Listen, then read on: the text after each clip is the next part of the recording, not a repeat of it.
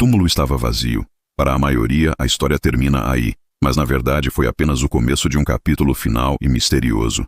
Por 40 dias, o Cristo ressuscitado caminhou novamente pela terra. Mas por quê? O que ele fez nesse tempo crucial? Ele não estava apenas provando que estava vivo. Ele estava curando as feridas da traição, revelando os segredos das Escrituras e entregando a missão que daria início a um movimento global. A fé havia sido solidificada na rocha da evidência, mas as almas dos discípulos, especialmente a de Pedro, ainda carregavam as cicatrizes profundas da falha e do trauma. Provar que estava vivo era o primeiro passo. Agora, Jesus precisava curar seus corações e restaurar o propósito para o qual os havia chamado. A fase da prova terminara. A fase da cura estava prestes a começar. A cena se desloca de Jerusalém, o centro do poder e da tragédia, para o lugar onde tudo começou, as margens tranquilas do Mar da Galileia. Era ali que Pedro, André, Tiago e João haviam ouvido pela primeira vez o chamado para se tornarem pescadores de homens. E é para lá que eles retornam, em um estado de incerteza. Eles sabiam que Jesus estava vivo, mas o que fazer agora? O futuro era uma névoa. Em um momento que revela o profundo estado de sua alma, Pedro, o líder ferido, declara aos outros: "Vou pescar." Esta não era uma simples decisão para conseguir o jantar. Era um retorno instintivo à sua antiga vida, ao conforto do que era familiar antes de Jesus virar seu mundo de cabeça para baixo. Era um recuo, um passo para trás de um chamado que ele talvez se sentisse indigno de carregar. E os outros, igualmente à deriva, disseram: "Nós também vamos contigo." Eles entraram no barco, lançaram as redes nas águas que conheciam como a palma de suas mãos e trabalharam durante toda a noite. O Evangelho de João nos dá um detalhe crucial e simbólico. E naquela noite, não apanharam nada. Seus esforços, sozinhos, sem a direção do Mestre, eram infrutíferos. Um eco da noite em que foram chamados pela primeira vez, 3 anos antes. Enquanto a primeira luz do amanhecer quebrava a escuridão, revelando a silhueta das colinas, eles viram uma figura na praia. A distância e a névoa da manhã o tornavam um estranho. Ele lhes gritou, sua voz atravessando a água: "Filhos, vocês não têm nada para comer?" A pergunta era familiar, a de um mercador talvez, mas eles responderam com a frustração de uma noite de trabalho perdido: "Não." Então a voz do estranho veio com uma instrução simples, mas específica: "Lancem a rede à direita do barco e vocês encontrarão." Talvez por desespero, ou talvez por um eco de memória, eles obedeceram, e no momento em que a rede afundou, ela se encheu de tal maneira que eles mal conseguiam puxá-la de volta para o barco. O peso era imenso, a rede se esticava até o limite com o brilho prateado de centenas de peixes. Naquele instante, a memória se tornou clareza na mente de João. Ele se virou para Pedro, com os olhos arregalados de reconhecimento, e disse a frase que mudou tudo: "É o Senhor." Ao ouvir isso, Pedro não pensou, não hesitou. O mesmo homem que havia negado Jesus por medo, agora era consumido por um amor desesperado. Ele vestiu sua capa, pois estava seminu para o trabalho, e se atirou na água, nadando e caminhando apressadamente em direção à praia, deixando os outros para trás, lutando com a rede milagrosa. Ele precisava chegar ao Mestre. Quando os outros finalmente alcançaram a praia, arrastando a rede cheia, uma cena de profunda simbologia os aguardava. Jesus não estava esperando por seus peixes. Ele já havia preparado o café da manhã. Havia ali uma fogueira de carvão, com peixe assando sobre as brasas, e pão. A visão daquela fogueira de carvão deve ter atingido Pedro como um raio. O evangelista João usa essa expressão grega específica apenas 2 vezes. Aqui, e na noite em que Pedro, se aquecendo em uma fogueira de carvão no pátio do sumo sacerdote, negou Jesus 3 vezes. Jesus não escolheu aquele cenário por acaso. Ele estava recriando a cena do maior fracasso de Pedro, não para envergonhá-lo, mas para curá-lo. Com um gesto de serviço, Jesus os convidou: "Venham, comam." Ele pegou o pão e o peixe e os deu, servindo aqueles que vieram para servi-lo. Depois que comeram, em meio ao silêncio quebrado apenas pelo crepitar do fogo, Jesus se voltou para seu discípulo ferido. Ele não o chamou de Pedro, a rocha. Ele o chamou por seu antigo nome: "Simão, filho de João, tu me amas mais do que estes?" A pergunta era direta, cortante. Depois de todas as suas falhas, o amor ainda era a base de tudo. Pedro, talvez sentindo-se incapaz de afirmar o amor incondicional que a pergunta de Jesus implicava, respondeu com humildade: Sim, Senhor, tu sabes que eu te amo. E Jesus lhe deu a primeira comissão: apacenta os meus cordeiros. Uma segunda vez, Jesus perguntou: Simão, filho de João, tu me amas? E novamente, Pedro respondeu com a mesma afirmação sincera: Sim, Senhor, tu sabes que eu te amo. A resposta de Jesus foi a segunda comissão: pastoreia as minhas ovelhas. Então, uma terceira vez, Jesus perguntou. Desta vez ele desceu ao nível de Pedro, usando a mesma palavra para amor que Pedro usava, um amor de amigo. Simão, filho de João, tu me amas? O texto diz que Pedro ficou triste, ferido, porque a terceira pergunta era um espelho de sua tripla negação. Com o coração exposto, ele entrega tudo o que tem. Senhor, tu sabes todas as coisas, tu sabes que eu te amo. E com essa confissão final, veio a terceira e definitiva comissão: apacenta as minhas ovelhas. A negação foi desfeita. A ferida foi curada. O pastor foi restaurado. Mas as aparições de Jesus não foram apenas para encontros íntimos e pessoais. Elas também foram uma demonstração pública e inegável. Anos depois, o apóstolo Paulo, ao escrever para a igreja em Corinto, apresentaria o caso da ressurreição como um advogado apresentando evidências irrefutáveis. Ele cria uma lista de testemunhas oculares, uma corrente de provas que não podia ser quebrada. Ele escreve: Pois o que primeiramente lhes entreguei foi o que também recebi, que Cristo morreu pelos nossos pecados, segundo as Escrituras, foi sepultado e ressuscitou ao terceiro dia, segundo as Escrituras. E apareceu a Cefas, que é Pedro, e depois aos 12. Mas ele não para por aí. Ele expande o escopo de forma massiva. Depois, foi visto por mais de 500 irmãos de uma só vez, a maioria dos quais ainda vive, embora alguns já tenham dormido. Esta declaração é impressionante. Era um desafio aberto. Paulo estava dizendo àqueles que duvidavam: não acreditem apenas na minha palavra. Vão e perguntem. Centenas de testemunhas ainda estão vivas. Conversem com elas. Além disso, ele menciona uma aparição crucial. Depois, apareceu a Tiago. Tiago era o meio-irmão de Jesus. Durante o ministério de Jesus, sua própria família, incluindo Tiago, era cética. Mas algo transformou aquele cético no líder respeitado da igreja de Jerusalém. Esse algo foi um encontro com o Cristo ressurreto. Esses 40 dias, portanto, foram um período de reconstrução meticulosa. Jesus não apenas provou que estava vivo com um túmulo vazio. Ele provou sua ressurreição comendo com seus discípulos, convidando-os a tocar em suas feridas e aparecendo para centenas de pessoas. Mas, mais do que isso, ele curou os corações partidos, perdoou as falhas mais dolorosas e restaurou o chamado daqueles que o haviam abandonado. Ele não estava apenas lhes mostrando que havia vencido a morte. Estava lhes mostrando que seu amor e seu perdão também haviam ressuscitado, mais poderosos do que qualquer fracasso humano. Eles foram provados, e agora foram curados.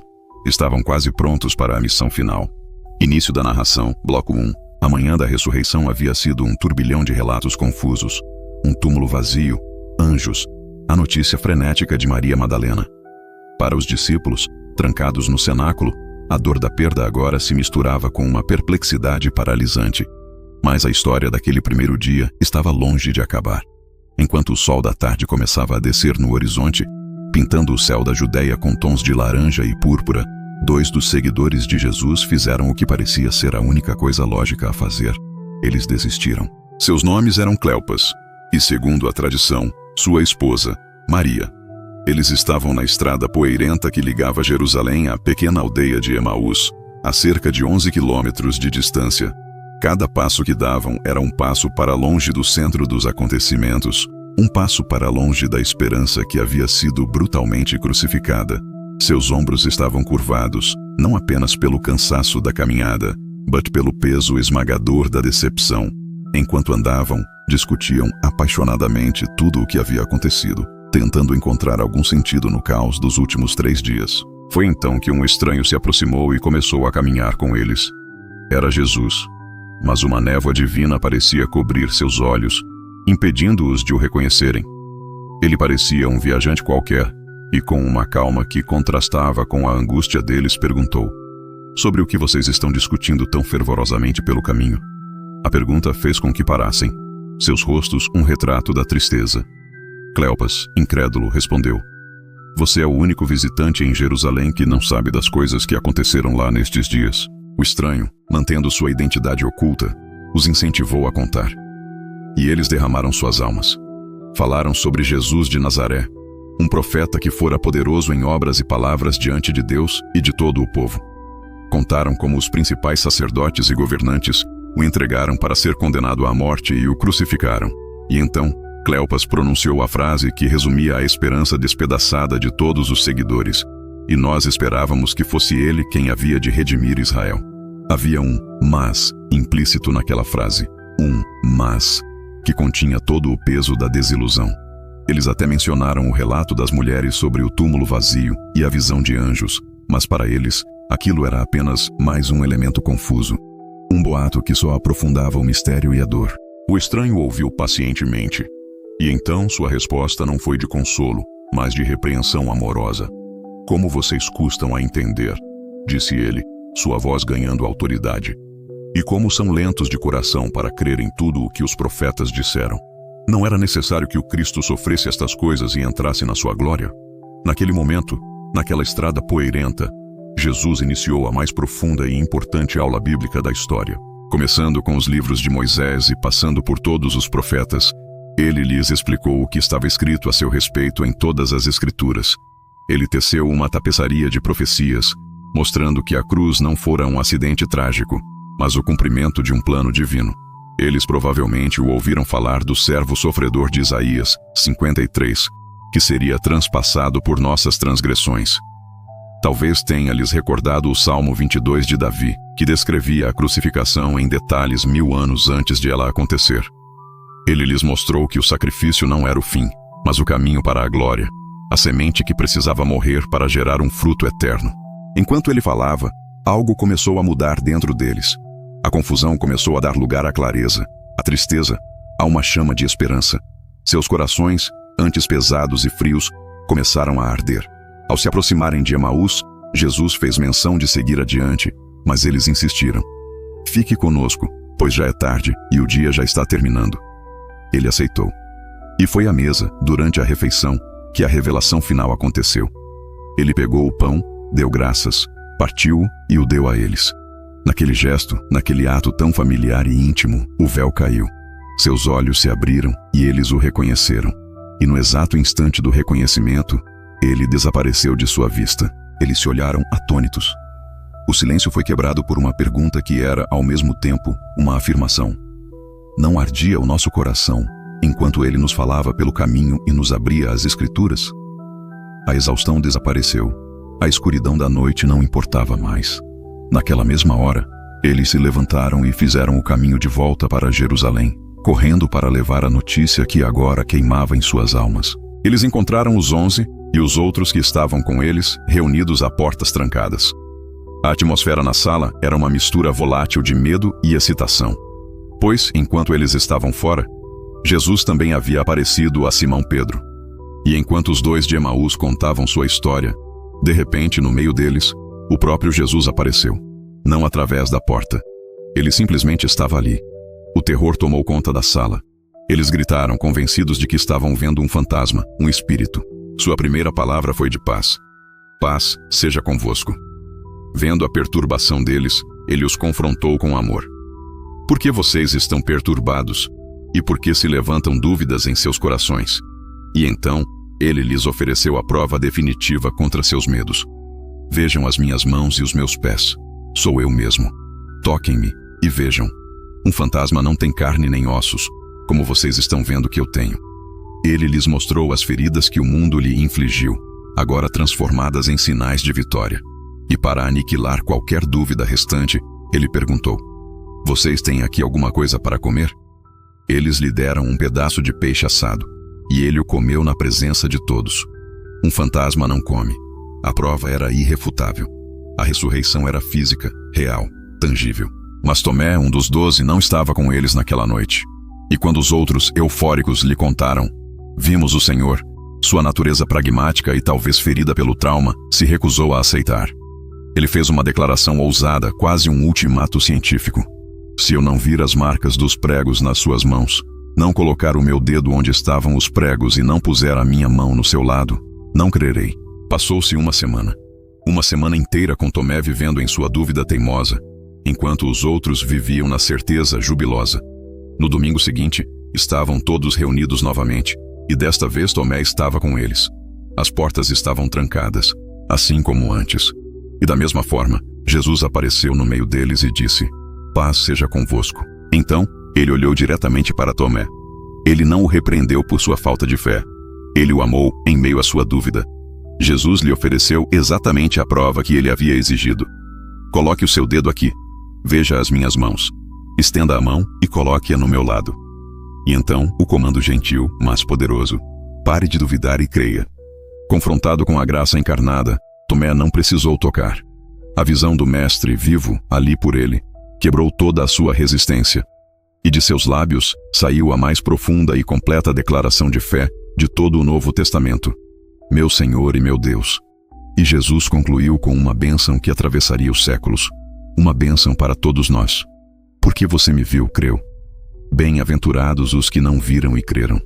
A fase da prova estava completa. A fundação da fé, antes rachada pelo medo e pela dúvida, agora estava solidificada na rocha da realidade da ressurreição. Início da narração, bloco 3. A fé dos discípulos havia sido forjada na prova da ressurreição, e suas feridas, curadas pela graça do perdão. Eles não eram mais os homens assustados do cenáculo, nem os pescadores frustrados à beira do mar. Eles eram testemunhas oculares do impossível, portadores de uma verdade que tinha o poder de abalar os alicerces do mundo. E agora, após 40 dias de encontros, ensinamentos e preparação, o momento da transição final havia chegado. A era do Cristo terreno estava terminando. A era da Igreja estava prestes a nascer. A cena final se desenrola no Monte das Oliveiras, um lugar carregado de memórias. Foi ali, entre aquelas oliveiras antigas, que Jesus havia chorado sobre Jerusalém. Foi ali, na escuridão do Getsêmani, que ele havia orado em agonia, seu suor caindo como gotas de sangue, antes de sua prisão. O lugar de sua maior angústia se tornaria agora o palco de sua glória final, uma demonstração de que a soberania de Deus pode transformar qualquer cenário de sofrimento em um portal para o céu. Os 11 apóstolos estavam reunidos com ele. O ar estava diferente. Não era um encontro secreto, escondido. Era uma assembleia a céu aberto, sob o olhar de Deus. E mesmo depois de tudo o que viram e ouviram, uma última pergunta queimava em seus corações, revelando que a sua compreensão ainda estava em processo de transformação. Eles se aproximaram de Jesus e perguntaram, com uma sinceridade quase ingênua: "Senhor, é neste tempo que vais restaurar o reino a Israel?" A pergunta deles era o eco de séculos de esperança judaica.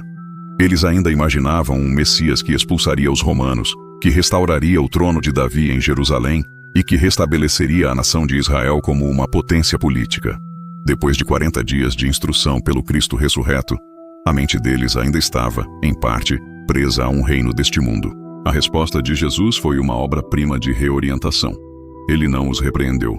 Ele gentilmente levantou o olhar deles de um horizonte terreno para um propósito eterno. "Não vos compete saber os tempos ou as épocas que o Pai estabeleceu pela sua própria autoridade", ele disse.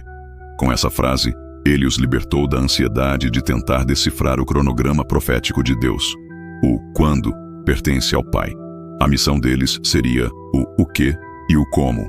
E então, ele lhes deu a promessa que se tornaria a força motriz de tudo o que viria a seguir. "Mas recebereis poder, ao descer sobre vós o Espírito Santo, e sereis minhas testemunhas, tanto em Jerusalém, como em toda a Judéia e Samaria, e até aos confins da terra." Nesta única frase, Jesus redefiniu o conceito de reino.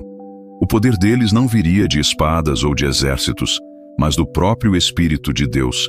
E seu reino não seria uma nação geográfica, mas um testemunho global que se espalharia em círculos concêntricos, começando em Jerusalém, o coração do judaísmo, expandindo-se para a Judéia e a Samaria, quebrando barreiras culturais e religiosas, e finalmente, explodindo para alcançar cada canto remoto do planeta. A visão deles, antes focada em uma pequena nação, foi esticada para abranger toda a humanidade. E para selar essa missão, ele lhes deu sua ordem final, a grande comissão, conforme registrada por Mateus. Ele começou estabelecendo sua autoridade absoluta, a base para tudo o que pediria. Toda a autoridade no céu e na terra me foi dada. O homem que havia sido humilhado, açoitado e crucificado, agora declarava seu domínio sobre toda a criação. E com essa autoridade, ele lhes passou o bastão. Portanto, ide, ele ordenou. Não esperem, não escondam-se. Ide. Era um comando de movimento, de ação, de expansão. Fazei discípulos de todas as nações. A mensagem não era mais exclusiva para Israel. Era um convite universal, batizando-os em nome do Pai, e do Filho, e do Espírito Santo. Ele lhes deu a identidade trinitária da nova fé, ensinando-os a guardar todas as coisas que eu vos tenho ordenado.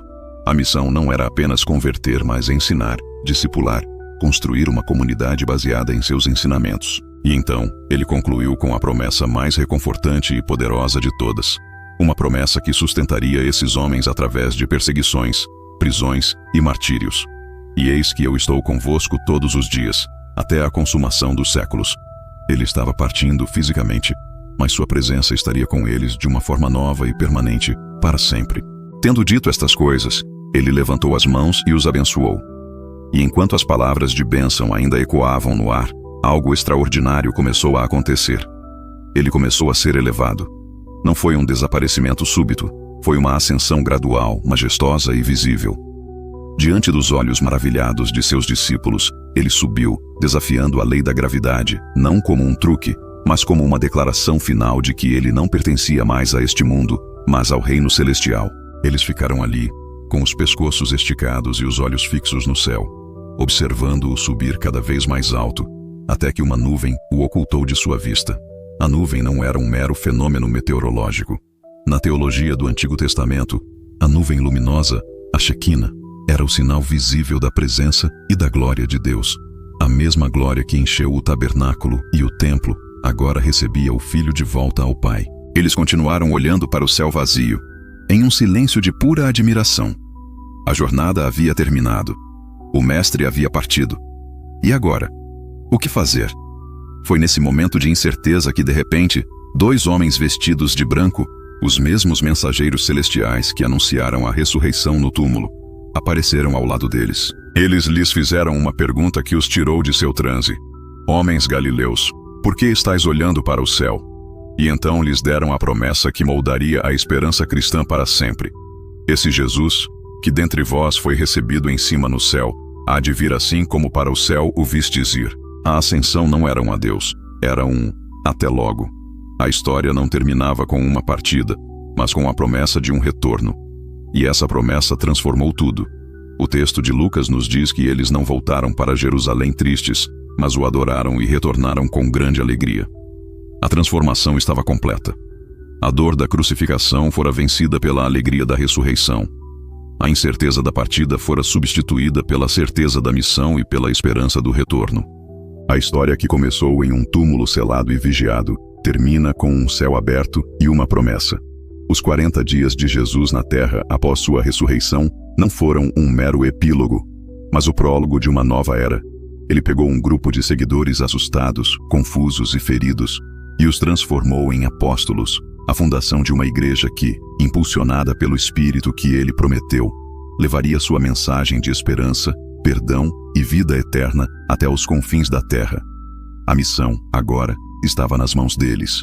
E esse é o final da nossa história. Portanto, os 40 dias não foram um epílogo. Foram a forja, onde a dúvida de Tomé se tornou fé, a negação de Pedro se tornou liderança, e a confusão dos discípulos se tornou uma missão clara e universal. Com sua ascensão, Jesus não deixou um vazio, mas sim uma ordem e 2 promessas. O poder do Espírito Santo para mudar o mundo e a certeza de sua volta. Portanto, qual ensinamento desses 40 dias você levará consigo? Compartilhe sua reflexão nos comentários, se inscreva para não perder nossa próxima jornada, ou deixe um amém, e até lá.